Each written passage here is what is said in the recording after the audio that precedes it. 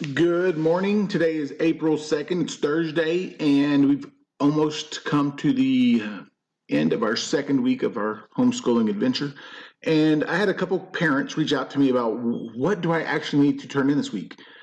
They've been seeing the videos and the stuff pop up on the Facebook pages from the News to You articles, some math, some English, science and social studies, things like that. All that is just extra stuff. What we're looking for to be turned in this week is here's an example of what the way that these little packets that were sent home, the way they're set up. At the beginning is an anchor chart for each unit. So unit 2 ones will be coming out this week. For some of y'all, other ones will have a little bit different work. But for those of y'all who have these packets, it's going to be it'll start with an anchor chart. Then we have the pretest, which will be 2 pages.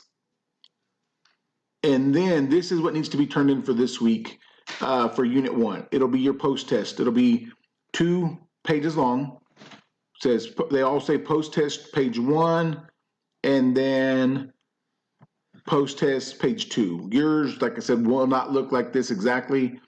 Different levels, and we're all on unit 1, and this is obviously a unit 2 example. But that's all that needs to be turned in for this week is just the post-test, 2 pages, page 1 of the post-test, page 2 of the post-test, for your English, it'll say language arts, for your math, your science, and your social studies. So a total of 8 pages will need to be snapped a picture, can turn in via Seesaw, or text me. I've got some papers already turned in from a couple students. So remember, that's all that we need to turn in this week, and we're probably going to come up with some more little video chats. We miss y'all's kids. So hopefully we get to see y'all soon. Talk to y'all later. Bye-bye.